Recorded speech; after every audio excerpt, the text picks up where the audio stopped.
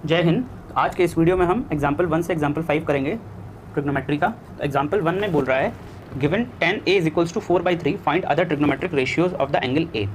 तो जब भी आपको ऐसा क्वेश्चन मिले कि फाइंड अदर ट्रिग्नोमेट्रिक रेशियोज, सबसे पहले आपको एक ट्राइंगल बनाना है, जो कि मैंने ऑलरेडी बना लिया है। अब आपको पता है बेटा कि tan a की जो वैल्यू होती है, tan थीटा की जो वैल्यू होती है वो होती है परपेंडिकुलर अपॉन बेस। ठीक, तो एंगल a की बात हो रही है, तो एंगल a के लिए अगर मैं एंगल a की बात करता हूँ तो एंगल a के लिए परपेंडिकुलर क्या है, ये है, और बेस क्या है, ये है।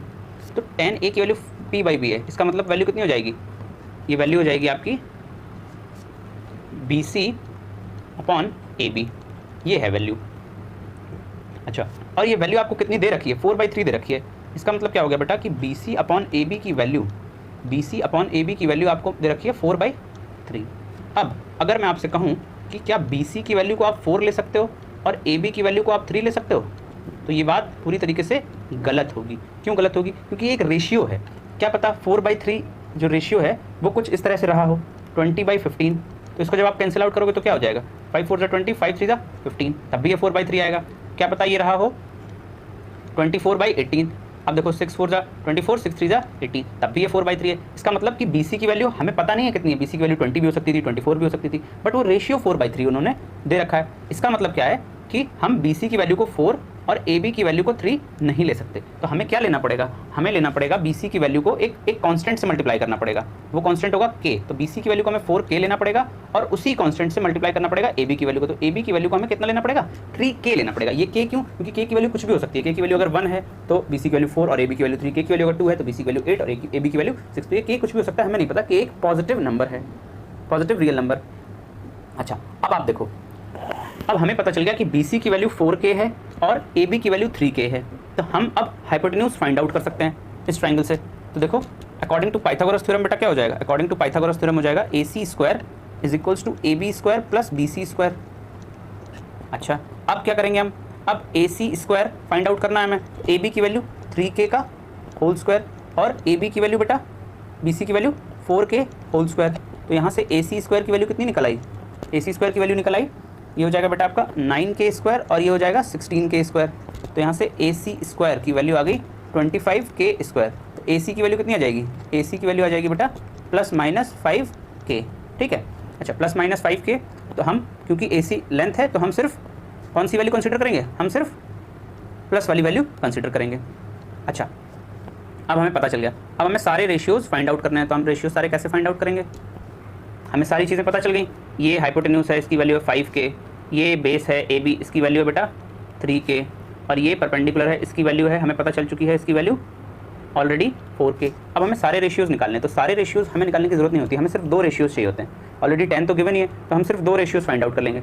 सबसे पहला कौन सा फाइंड करेंगे, sin A। तो sin A की वैल्यू कितनी होती है बेटा, sin A की वैल्यू होती है परपेंडिकुलर अपॉन हाइपोटेन्यूज। परपेंडिकुलर कितना है 4K और हाइपोटेन्यूज कितना है 5K। तो 4K अपॉन 5 को आप लिख सकते हो 4/5।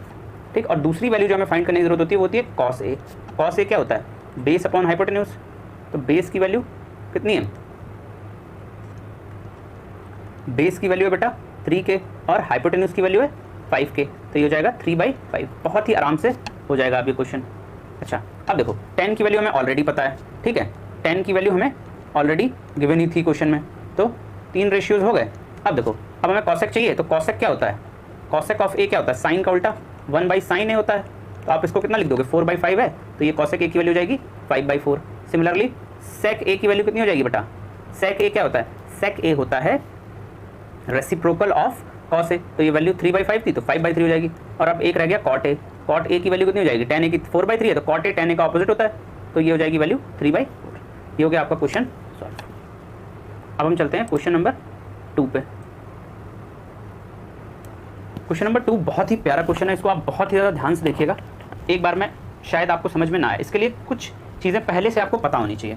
आपको जो प्रायर नॉलेज होनी चाहिए वो ये होनी चाहिए कि सिमिलरिटी ऑफ ट्राइंगल्स, अगर आपने चैप्टर नंबर 6 पढ़ा होगा तो आपको पता होगा सिमिलरिटी ऑफ ट्राइंगल्स। अगर आपने नहीं भी पढ़ा है तो भी मैं आपको बता सकता हूँ कि अगर 2 ट्राइंगल सिमिलर हैं, अगर ट्राइंगल ACB सिमिलर है ट्राइंगल PRQ के, ये थोड़ा ट्रिग्नोमेट्री से हट के है तो मैं आपको अलग से बता दे रहा हूँ, ये प्रायर इन्फॉर्मेशन होना आपको ज़रूरी है इस क्वेश्चन को सॉल्व करने के लिए। ACB ट्राइंगल अगर सिमिलर है ट्राइंगल PRQ के तो क्या होगा बेटा, करस्पॉन्डिंग साइड का रेशियो इक्वल होगा AC, और AC के करस्पॉन्डिंग साइड कौन सी है इस ट्राइंगल में, AC के करस्पॉन्डिंग साइड है बेटा PR इक्वल्स टू AB के करस्पॉन्डिंग साइड कौन सी है, AB के करस्पॉन्डिंग साइड है PQ equals to CB upon RQ। ठीक, ट्राइंगल अगर सिमिलर है तो ये रेशियोज इक्वल होंगे, और अगर ट्राइंगल सिमिलर होते हैं तो करस्पॉन्डिंग एंगल्स भी इक्वल होते हैं। एंगल A बराबर एंगल P होगा, एंगल C बराबर एंगल R होगा, और एंगल B बराबर एंगल Q होगा। ये हो गया सिमिलरिटी का केस। ठीक, अब हम आते हैं अपने क्वेश्चन पे। क्वेश्चन में क्या दे रखा है, बहुत ही आसान क्वेश्चन है अगर वैसे देखा जाए, बट आपको अगर ये लॉजिक पता है तो आप इसको आराम से कर पाओगे, अदरवाइज आपको थोड़ी प्रॉब्लम हो सकती है। अच्छा, मैं ये क्वेश्चंस डायरेक्टली कैसे कर पा रहा हूँ बिना सोचे, क्योंकि मैंने पहले से इनको किया है, कई बार किया है इन क्वेश्चंस को, क्योंकि मैं एक टीचर हूँ तो मैंने बहुत बार इनको किया है। बट आप जब पहली बार क्वेश्चन करोगे तो आप फंस सकते हो, तो मैं आपसे ये रिक्वेस्ट करूँगा कि आप खुद सोचो पहले, उसके बाद ही वीडियो देखो। If angle B and angle Q are acute angles, ठीक है, एक्यूट एंगल्स हैं, क्योंकि जब हम ट्रिग्नोमेट्री पढ़ रहे हैं एक एंगल ट्राइंगल का 90 डिग्री है, तो बचे हुए जो दोनों एंगल्स होंगे वो ऑब्वियसली 90 से कम ही होंगे, तभी वो एक्यूट एंगल्स हैं। एंगल B और एंगल Q एक्यूट एंगल्स हैं, और दे रखा है यहाँ पे आपको गिवन है साइन B की वैल्यू साइन Q के इक्वल है। तो यहाँ से आपको प्रूव करना है, ये आपको गिवन है, ये क्या बेटा, ये गिवन है, और क्वेश्चन ऐसे ही तो करते हैं हम। और टू प्रूव क्या करना है, आपको प्रूव करना है कि एंगल B की वैल्यू एंगल Q की वैल्यू के इक्वल है। तो यहाँ से आपको एक चीज़ ध्यान में क्या रखनी है, इस चीज़ को प्रूव करने के लिए हमें इस सिमिलरिटी का सहारा लेना पड़ेगा। दो एंगल्स को इक्वल प्रूव करना है, तो अगर दोनों ट्राइंगल्स सिमिलर होंगे तो उनके करस्पॉन्डिंग एंगल्स इक्वल होंगे, क्योंकि एंगल B का करस्पॉन्डिंग एंगल एंगल Q है। अच्छा, अब साइन B की वैल्यू हम फाइंड आउट कर सकते हैं। एंगल B रहा ये और एंगल Q रहा ये, तो B के लिए ये बेटा परपेंडिकुलर है और Q के लिए ये परपेंडिकुलर है। ठीक है, तो साइन B की वैल्यू कितनी हो जाएगी बेटा, sine B perpendicular upon hypotenuse. तो साइन B अगर आप ACB ट्राइंगल में देखो तो परपेंडिकुलर क्या बेटा, परपेंडिकुलर है AC अपॉन हाइपोटेन्यूज AB है, equals to sine Q perpendicular कितना, perpendicular upon hypotenuse PR upon hypotenuse कितना बेटा, PQ परपेंडिकुलर अपॉन हाइपोटेन्यूज। ठीक है, अच्छा इस चीज को आपको कैसे लिखना है, इस चीज को आपको इस फॉर्म में लिखना है, जो ये फॉर्म आ रहा है AC अपॉन PR वाला जो फॉर्म है, AC अपॉन PR इस फॉर्म में लिखना है। तो आप कैसे लिख सकते हो, अगर इन दोनों इक्वेशंस को क्रॉस मल्टीप्लाई कर दो तो बेटा क्या मिल जाएगा, AC into PQ is equals to AB into PR। उसके बाद आप इसको कैसे लिख पाओगे, अब आप इसको लिख सकते हो AC upon PR is equals to AB upon PQ। ठीक है, वैसे तो आप डायरेक्टली भी लिख सकते थे, बस आपको क्या करना था, PR और AB की पोजीशन इंटरचेंज करनी थी। इंटरचेंज करने से कोई फर्क नहीं पड़ेगा, क्योंकि क्रॉस मल्टीप्लाई हो गए तो सेम हो जाएगा। ठीक है, तो आपने इसको इस फॉर्म में लिखना है। इस फॉर्म में क्यों लिखना है, AC अपॉन AB की फॉर्म में क्यों नहीं लिखना, क्योंकि AC बाई PR देखो यहाँ पे और AC बाई PR यहाँ पे, क्योंकि हमें ये इक्वेशन लानी है, तभी तो ट्राइंगल सिमिलर होंगे। ठीक है, अच्छा तो AC by PR is equal to AB by PQ की फॉर्म में आपने इसको लिख लिया।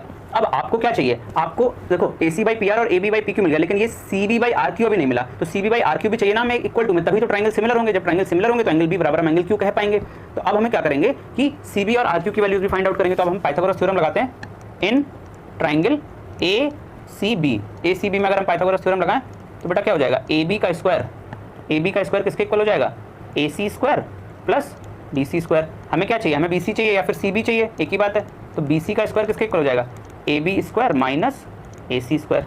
इसी तरीके से अगर हम पाइथागोरस थ्योरम लगाते हैं इन ट्राइंगल PRQ में तो हो जाएगा PQ square equals to PR square plus RQ square. तो यहाँ से अगर मैं आपको बोलूँ तो आपको क्या चाहिए, आपको RQ चाहिए, तो RQ स्क्वायर किसके इक्वल हो जाएगा बेटा, RQ स्क्वायर हो जाएगा PQ square minus PR square के इक्वल।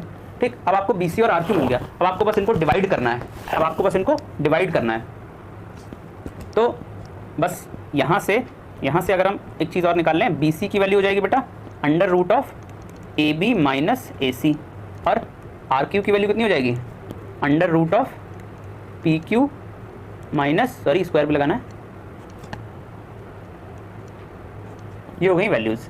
ठीक, अब डिवाइड करना, क्योंकि हमें CB बाई RQ चाहिए, तो CB लिखो या BC लिखो एक ही बात है। तो BC by RQ equals to कितना आ जाएगा बेटा, under root of AB square minus AC square, question थोड़ा सा लेंदी है ये, upon under root of PQ square minus PR square. अच्छा, अब इसको करेंगे कैसे, तो इसको करेंगे, हमें क्या चाहिए, हम BC बाई RQ को हम किसके बराबर लाना है, हम या तो AB बाई PQ के बराबर ले आए या AC बाई PR के बराबर ले आए। तो तीनों चीज़ें, इक्वेशन 1 है बेटा और ये इक्वेशन 2 है, तो ये इक्वल हो जाएंगे। तो हम क्या करेंगे यहाँ पे बहुत ही चालाकी से ऊपर वाली इक्वेशन में से हम ए बी स्क्वायर को कॉमन ले लेंगे। आप कहोगे सर ए बी स्क्वायर कैसे कॉमन ले लोगे, ए बी स्क्वायर तो है भी नहीं। ए बी स्क्वायर जब आप कॉमन लोगे तो अंदर क्या बचेगा, डिवाइड होता है जिस चीज़ से कॉमन लेते हैं, तो ए बी स्क्वायर से ए बी स्क्वायर डिवाइड होगा तो 1 बचेगा। यहाँ पे बचेगा minus A C square by A B square. I hope ये स्टेप आपको समझ में आ रही होगी। और नीचे क्या बचेगा, नीचे देखो, नीचे क्या कॉमन ले लो, नीचे आपको कॉमन लेना है बहुत ही होशियारी से पी क्यू स्क्वायर, जिससे कॉमन लेंगे उससे डिवाइड करेंगे तो पी क्यू स्क्वायर डिवाइड करोगे 1 बचेगा minus P R square upon P Q square. इतना हो गया। अब देखो अब क्या करेंगे हम,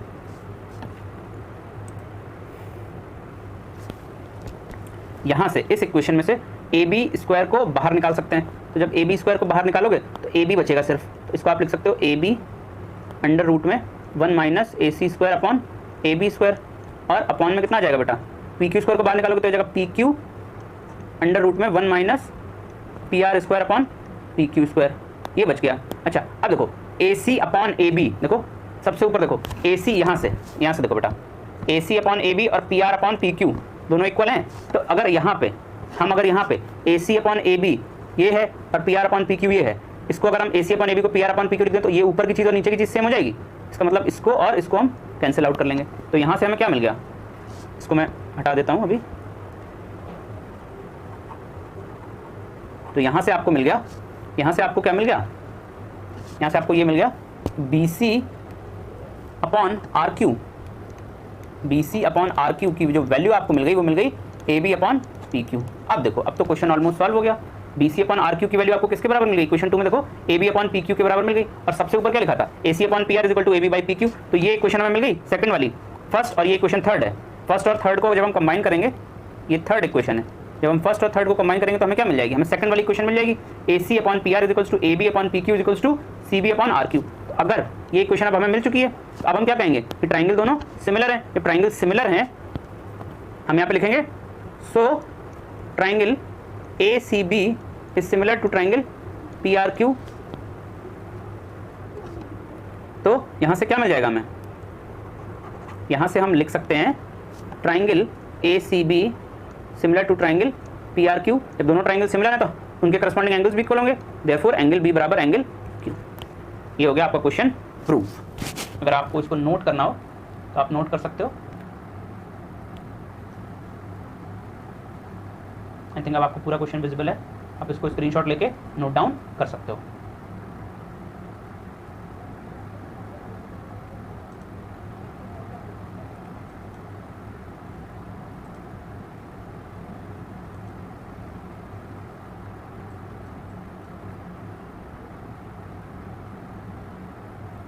अब आते हैं बेटा हम इस क्वेश्चन पे। ये क्वेश्चन क्या कह रहा है, consider triangle A C B right angle at C in which A B is equals to 29 units, B C is equals to 21 units and angle A B C is equals to theta. Determine the values of cos square theta plus sine square theta और cos square theta minus sine square theta. तो ये बहुत ही आसान question है, इसको आप चुटकियों में कर सकते हो। देख लेते हैं इस क्वेश्चन को फटाफट से।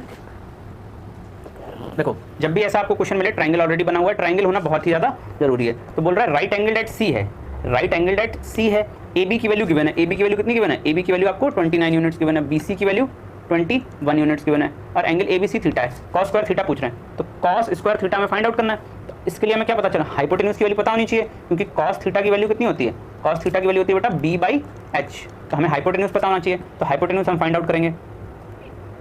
हाइपोटेन्यूज हमें पता है, हम फाइंड आउट करेंगे। परपेंडिकुलर भी हमें चाहिए, क्योंकि हमें साइन थीटा की वैल्यू भी चाहिए। साइन थीटा क्या होता है, साइन थीटा होता है बेटा पी बाई एच, तो हमें इसकी वैल्यू भी चाहिए। अब देखो यहाँ से ए बी स्क्वायर की वैल्यू कितनी हो जाएगी बेटा, ए बी स्क्वायर की वैल्यू हो जाएगी बी सी स्क्वायर प्लस ए सी स्क्वायर। अब देखो ए बी स्क्वायर कितना है 29 स्क्वायर, बी सी स्क्वायर कितना है 21 स्क्वायर प्लस ए सी स्क्वायर। तो यहाँ से ए सी स्क्वायर की वैल्यू हो जाएगी बेटा 29 का स्क्वायर माइनस 21 का स्क्वायर। अच्छा अब देखो स्मार्टनेस यहाँ पे कहाँ पे आएगी, आपको ये आइडेंटिटी एकदम याद होनी चाहिए, क्योंकि इस आइडेंटिटी का यूज ट्रिग्नोमेट्री में बहुत बार होता है। तो अभी तो खैर आप डायरेक्टली मल्टीप्लाई करके कर सकते हो, बट ये आइडेंटिटी रामबाण है, A square minus B square equals to A minus B A plus B, ये आपको याद होनी ही चाहिए। तो यहाँ पे भी आइडेंटिटी लगा सकते हो, आप डायरेक्टली मल्टीप्लाई भी कर सकते हो। तो यहाँ से कितना हो जाएगा 29 माइनस 21, तो ये हो जाएगा 29 प्लस 21। आपको मल्टीप्लाई नहीं करना पड़ा अगर आपने आइडेंटिटी लगा दी। तो ये हो जाएगा 8 इंटू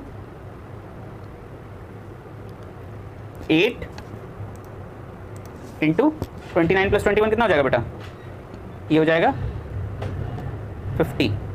तो आपको वैल्यू कितनी मिल गई AC स्क्वायर की, AC स्क्वायर की वैल्यू मिल गई 400, क्योंकि AC लेंथ है तो नेगेटिव में नहीं होगी, तो AC की वैल्यू कितनी हो जाएगी 20। अब देखो AC की वैल्यू 20 मिल गई। अब हमसे क्वेश्चन क्या पूछ रहा था, अब बहुत ही आसानी से हम कर देंगे इसको, cos square theta plus sine square theta, तो कॉस थीटा की वैल्यू कितनी हो जाएगी।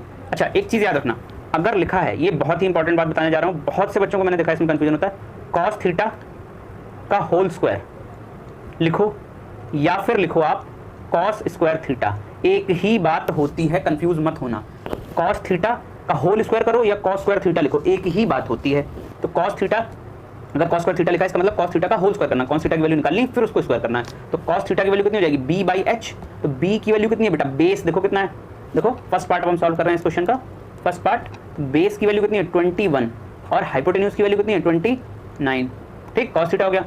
इसका हमें क्या करना है, स्क्वायर करना है। अब देखो साइन थीटा की वैल्यू कितनी है, साइन थीटा p/h होता है, परपेंडिकुलर कितना है 20h की वैल्यू 29, इसका भी स्क्वायर करना, ये हो रहा है बेटा हमारा फर्स्ट पार्ट, ठीक है। तो अब देखो 20/29 और 21/29 का होल स्क्वायर, ऊपर कितना आ जाएगा, ऊपर आ जाएगा 21 का स्क्वायर प्लस 20 का स्क्वायर, और नीचे कितना आ जाएगा 29 का स्क्वायर। तो ये वैल्यू कितनी होने वाली है, ये वैल्यू होने वाली है 441 प्लस 400/29 का स्क्वायर 841, तो ये वैल्यू हो जाएगी 841/841 that is equal to 1। Second part solve कर लेते हैं इसका, जो कि है सेकंड पार्ट बोल रहा है cos square theta minus sine square theta, ठीक। कॉस स्क्वायर थीटा की वैल्यू हो गई कितनी 21/29 का होल स्क्वायर माइनस 20/29 का होल स्क्वायर। तो आप कितना लिख सकते हो, अब यहाँ पे भी आप आइडेंटिटी लगा सकते हो वही वाली, बट इसको हम डायरेक्टली कर देते हैं। तो हो जाएगा 21 का होल स्क्वायर माइनस 20 का स्क्वायर अपॉन 29 का स्क्वायर, जो कि हो जाएगा 841। तो ये वैल्यू आपको मिल जाएगी 441 माइनस 400/841, जो कि हो जाएगा 41/841, ये हो गया आपका आंसर। तो इस क्वेश्चन को आप नोट कर सकते हो। एग्जाम्पल नंबर 4 में बोल रहा है in a triangle ABC right angle at B if tan A is equals to 1 then verify 2 sin A cos A equals to 1। अब देखो राइट एंगल ट्राइंगल ABC दिया है, right angle at B, tan A की वैल्यू दे दी बेटा 1, तो tan A होता किसके बराबर है आपको पता है, tan A की जो वैल्यू होती है वो होती है परपेंडिकुलर अपॉन बेस, और परपेंडिकुलर कितना है A एंगल की बात हो रही है बेटा, यहाँ पे एंगल A की बात हो रही है। तो एंगल A कौन सा है, एंगल A है ये, एंगल A है ये।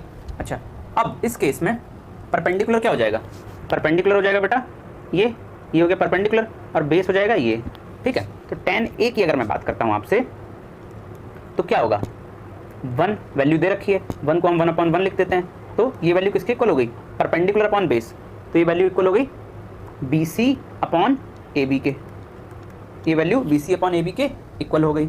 अच्छा अब देखो क्या हम BC की वैल्यू को 1 ले सकते हैं और AB की वैल्यू को 1 ले सकते हैं, नहीं ले सकते, क्योंकि एक रेशियो है, क्या पता 7/7 हो, 5/5 हो, कट के 1/1 आ गया। तो हम क्या करते हैं, हम BC की वैल्यू को ले लेते हैं K और AB की वैल्यू को भी ले लेंगे K से मल्टीप्लाई करना होता है जब भी रेशियो दिया हो, 1 को K से मल्टीप्लाई करेंगे तो K हो जाएगा, ठीक है। तो ये वैल्यू क्या है, ये वैल्यू है K और ये वैल्यू भी K है। तो अब हम यहाँ से AC स्क्वायर फाइंड आउट कर लेते हैं, AC स्क्वायर, तो AC स्क्वायर कितना हो जाएगा AB का स्क्वायर प्लस BC का स्क्वायर, तो ये कितना वैल्यू देगा, ये मिलेगा आपको K square plus K square, जो कि हो गया 2K स्क्वायर।